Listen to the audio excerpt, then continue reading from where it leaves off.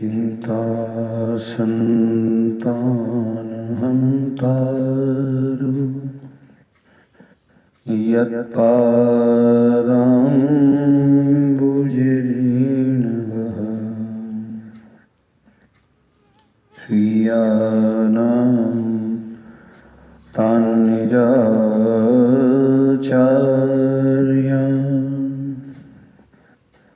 प्रणमामि मुहुर्मुहुः। बोले पुरुषोत्तम भगवान की जय। अथैकोनत्रिंशोऽध्यायः। पूर्व अध्याय में आपने श्रवण किया कदर्य को बंदर की योनि मिली, जगह उत्तम थी लेकिन मुंह में घाव होने के कारण न खा सकता था न पी सकता था। 5 दिन पुरुषोत्तम मास के शेष बचे थे, जल में पड़ा रहा। प्राण निकले तो विमान लेने के लिए आया, विमान को देख के आश्चर्य में पड़ गया। उसने पूछा किस कारण किस पुण्य से ऐसा हुआ। आगे की कथा। पुण्यशील सुशीलावोचतुः। अथैकोनत्रिंशोऽध्यायः। पुण्यशील सुशीलावोचतुः। विभो प्रयाहि गोलोकम्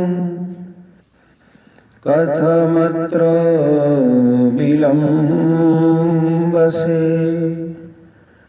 पुरुषोत्तम सान्निध्यं त्वया लब्धं विशेषतः। पुण्यशील और सुशील बोले आप गोलोक को चलिए, यहाँ विलंब किस लिए कर रहे हैं। आपको तो विशेष रूप से पुरुषोत्तम भगवान का सामीप्य प्राप्त हुआ है। कदरे ने कहा मेरे बहुत तरह के कर्म विविध प्रकार के भोगने के योग्य हैं, फिर हमारा उद्धार कैसे हुआ जिससे मुझे गोलोक मिल रहा है। जितनी वर्षा की धाराएं हैं, जितने घास फूल हैं, घास फूस हैं, पृथ्वी पर जितने धूलि के कण हैं, आकाश में जितने तारा समूह हैं, उतने ही मेरे पाप हैं। मुझे ऐसा सुंदर तथा मनोहर शरीर कैसे मिला। हे भगवान के दूतों, इसका विचित्र कारण मुझसे कहिए।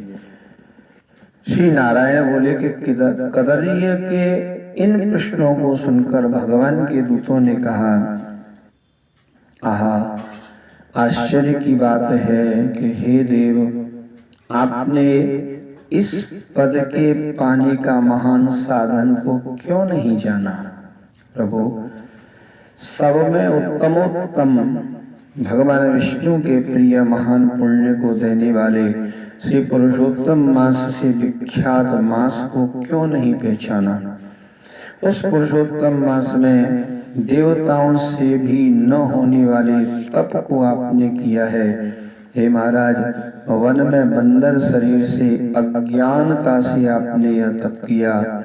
मुख रोग के कारण अज्ञानता से अनाहार अनशन व्रत हुआ और आपने बंदर योनि में चंचलता वश पेड़ों के फलों को तोड़ तोड़ कर धरती पर गिराया, जिससे दूसरे लोगों की तृप्ति हुई। अंतःकरण में अत्यधिक क्लेश होने के कारण जल तक नहीं पी सके। इससे पुरुषोत्तम मास में अज्ञानता के कारण आपका भीषण तप हो गया। हे पाप रहित तथा फलों को तोड़कर गिनाने से परोपकार भी हो गया। वन में घूमते फिरते शीत वायु और प्यास को सहन किया और रमणीक श्रेष्ठ मृग तीर्थ नामक महान पुण्य में 5 दिन तक गोता लगाया। इस तरह से पुरुषोत्तम मास में आपको स्नान करने का पुण्य हो गया। इस प्रकार आपके रोगी की अज्ञानता से उत्तम तप हो गया। सो यह सब सफल हो गया और आपने इसका इस समय अनुभव भी कर लिया कि किसी बहाने से भी पुरुषोत्तम मास के सेवन से आपको यह फलदायक हो गया। फिर जो व्यक्ति इस पुरुषोत्तम मास में इसके उत्तम महात्म्य को जानकर श्रद्धा पूर्वक विधि विधान के साथ कर्म करते हैं तो उनके संबंध में क्या कहने की बात है। आपने अपना जैसा अर्थ साधन किया वैसा करने में दूसरा कौन समर्थ है। इस पुरुषोत्तम मास में एक भी उपवास कर लेने से लोग पाप समूह से मुक्त हो जाते हैं। इस मास के समान पुरुषोत्तम भगवान को और कुछ भी प्रीति कारक वस्तु नहीं है। जो पुरुषोत्तम भगवान का व्रत करते हैं वे व्यक्ति धन्य और कृतकृत्य है। इस भूखंड में मनुष्य योनि में जन्म लेना बड़ा दुर्लभ है। फिर जो नर तन धारण करके पुरुषोत्तम भगवान की आराधना करते हैं वे सदा सौभाग्यशाली पुण्य कर्म के करने वाले पवित्र हैं। उनका जन्म सफल है। जिनका सब में उत्तम पुरुषोत्तम मास स्नान दान जप में बीतता है। कि पुरुषोत्तम मास में दान पितृ कार्य विविध प्रकार के तप ये सब अन्य मासों की अपेक्षा करोड़ों गुना अधिक फल देते हैं। जो पुरुषोत्तम मास के आने पर स्नान दान नहीं करते उन नास्तिकों पापियों दुष्टों धर्म की ओट में शिकार खेलने वाले मिथ्या आलोचना करने वाले व्यक्तियों को धिक्कार है। श्री नारायण बोले पुण्यशील और सुशील से कथित अपने अदृश्य को सुनकर कदर्य हर्षित हो गया और उसका शरीर पुलकित हो उठा। प्रथम तीर्थ के देवताओं को नमस्कार करके अनंतर कालंजर पर्वत को प्रणाम किया। फिर वन देवताओं को और सब छोटे छोटे पेड़ों लताओं तथा वृक्षों को नमस्कार किया।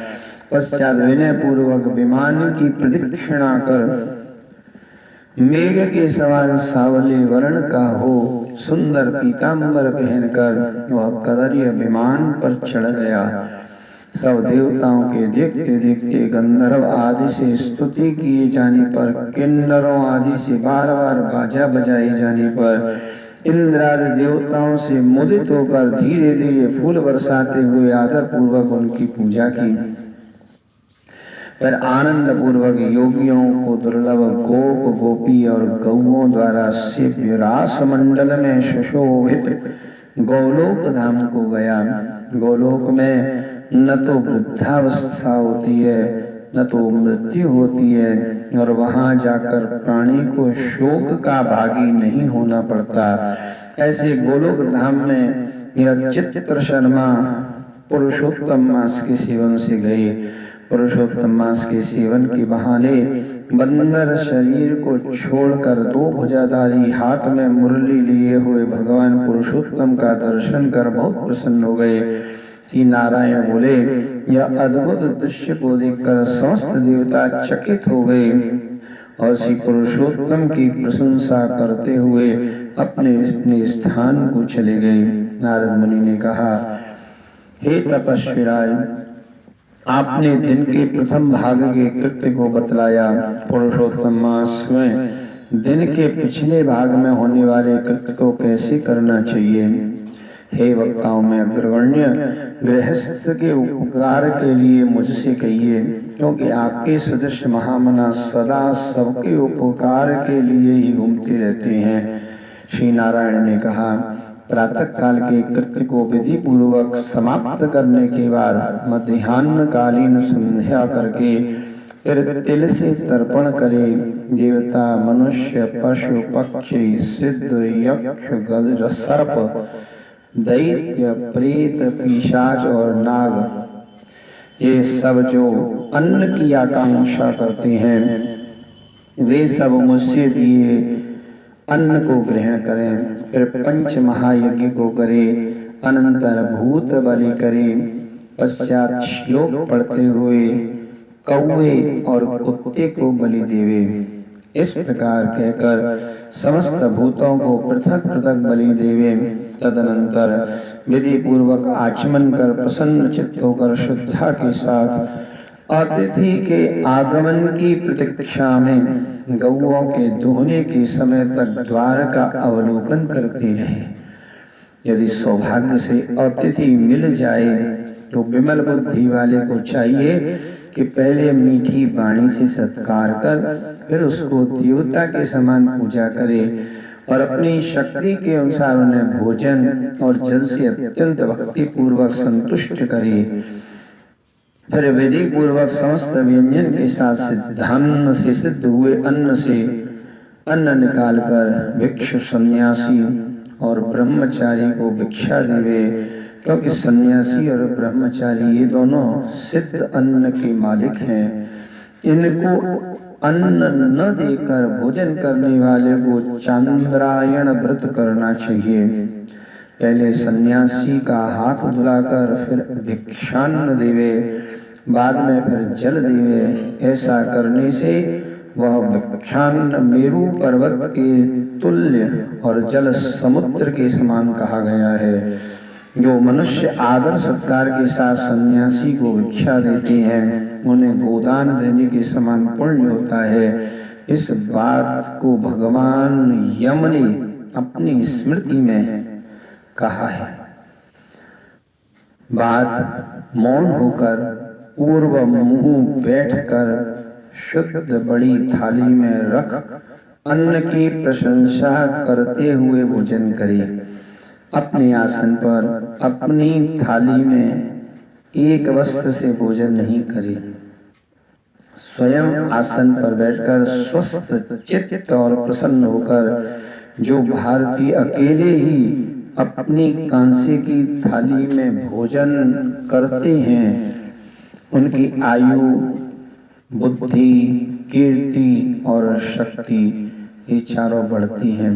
दिन में सत्यम त्वरतेन परिशिंचामि और रात्रि में ऋतं वा सत्येन परिशिंचामि।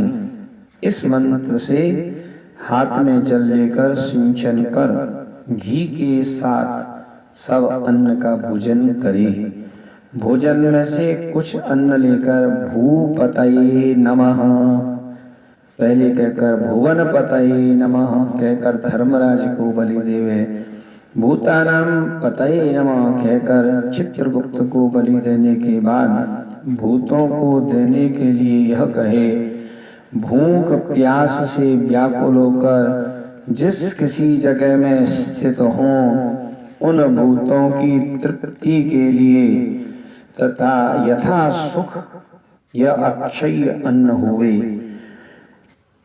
उनमें ओम प्राणाय स्वाहा, ओम अपानाय स्वाहा, ओम व्यानाय स्वाहा, ओम उदानाय स्वाहा, ओम समानाय स्वाहा कहे।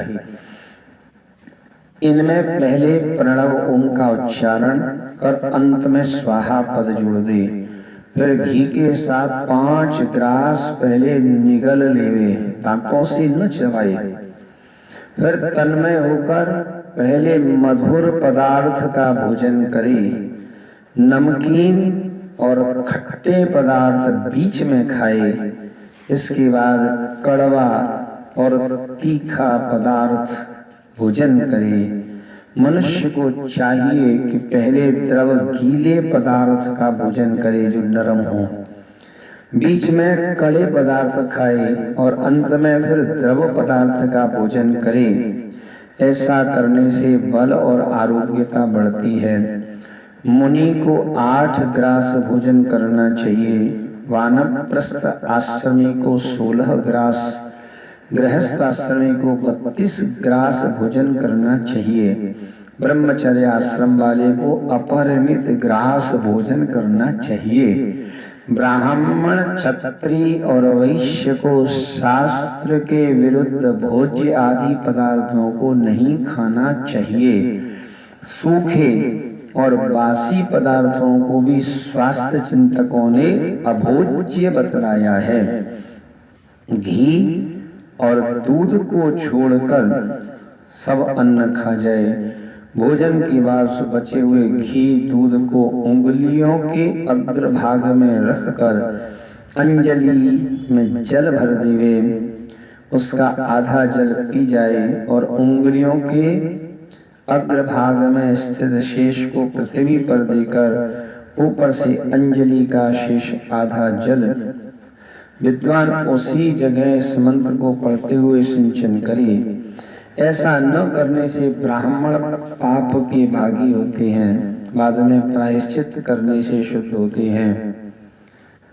मंत्र का अर्थ है, रौरव नरक में पीव के गड्ढे में पद्म अर्बुद वर्षों तक निवास करने वाले प्राणियों को, जिन्हें इसकी आकांक्षा हो, उनके लिए मेरा दिया हुआ यह जल अक्षय होकर मिलता रहे।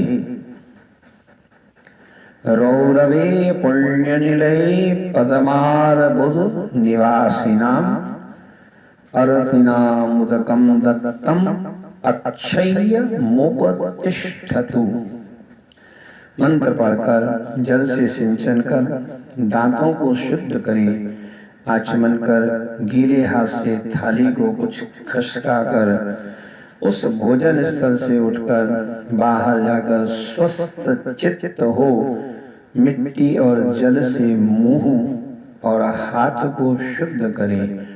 16 कुल्ला कर शुद्ध हो सुखपूर्वक बैठकर इन 2 मंत्रों को पढ़ते हुए पेट का स्पर्श करें। अगस्त्यं कुंभकर्णं च शनिं च बड़वानलम् आहार परिपाकार्थं स्मरेद भीमं च पंचमम् आतापि मारितो येन वातापि च निपातितः समुद्रः शोषितो येन स मेघस्त्यः प्रसीदतु। अर्थात अगस्त्य, कुंभकर्ण, शनि, बड़वानल और 5वें भीम को भोजन के पाचन के निमित्त स्मरण करे।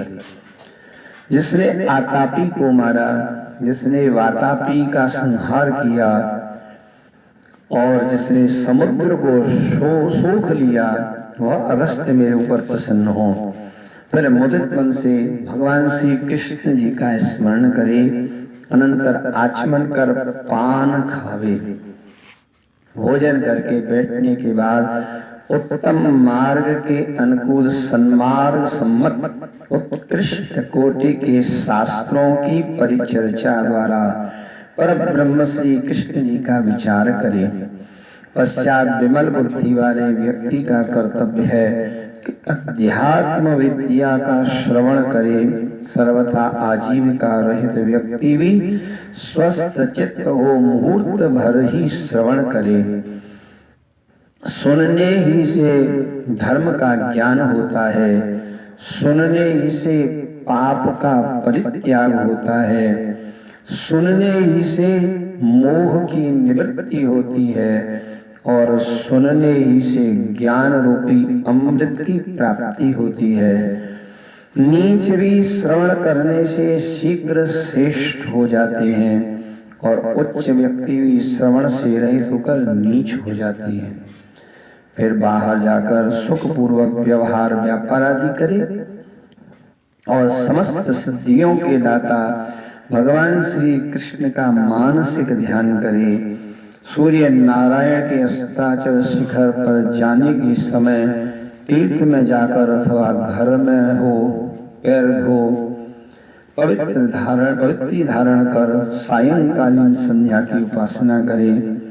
जो द्विजाधम ब्राह्मणों, क्षत्रियों और वैश्यों में निम्न कोटि के व्यक्ति लापरवाही के साथ संध्या नहीं करते, उन्हें गौ हत्या करने का पाप लगता है और मरने पर रौरव नरक में जाते हैं।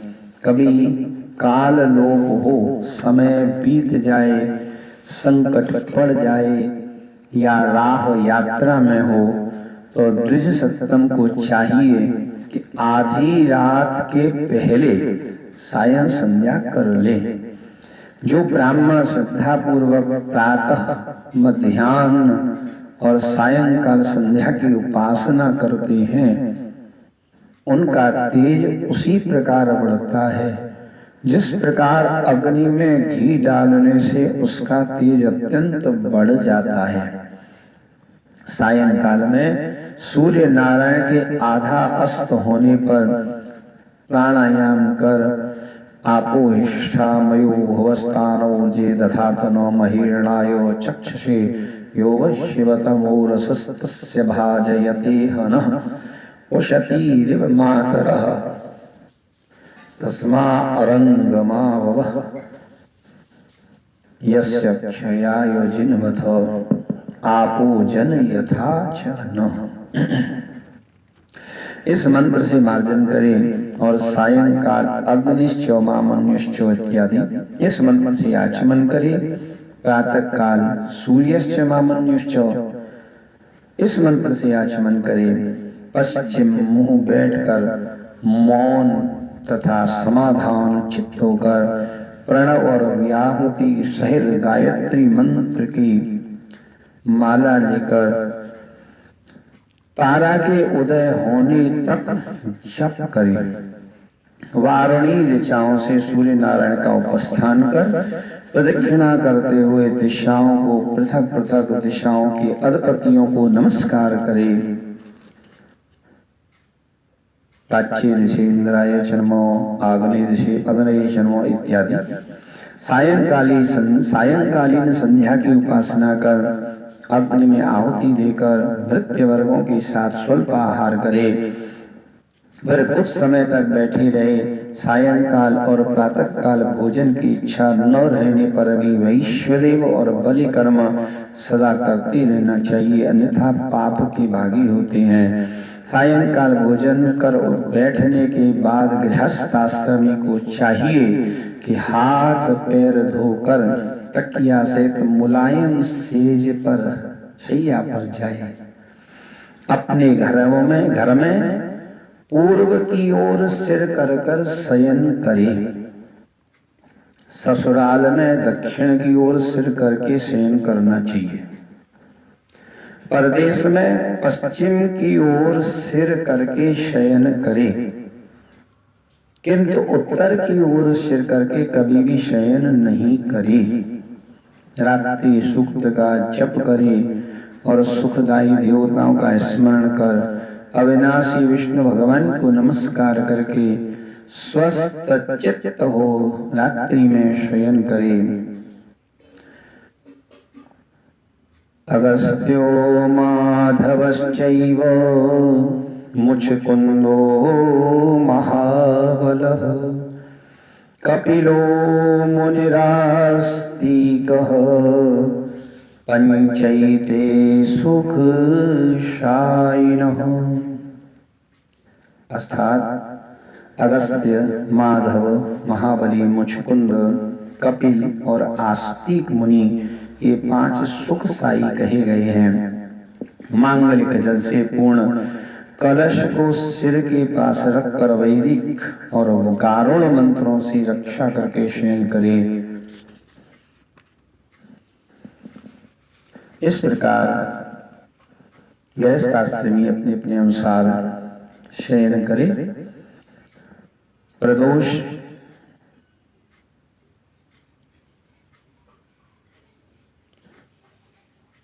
प्रदोष काल के पिछले पहर में वेद का पारायण करके समय बितावे। अनंतर शेष 2 पहर होने पर ब्रह्मतुल्य होने के अधिकारी होते हैं। यह सब प्रतिदिन के समस्त कृत्य समुदाय का वर्णन कर दिया। गृहस्थाश्रमी इसको भली भांति करे और गृहस्थाश्रम का लक्षण है अहिंसा, सत्य, समस्त प्राणियों पर दया, शांति, यथा श्रद्धा यथा शक्ति, दान करना, इसी को गृहस्थाश्रम का धर्म कहते हैं।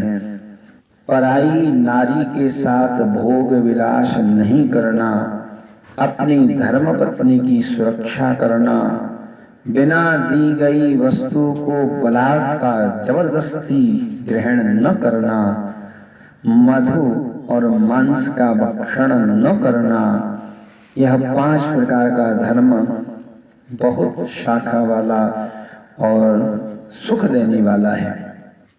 उत्कृष्ट लोगों का कर्तव्य है कि शरीर से होने वाले धर्म को करते रहे।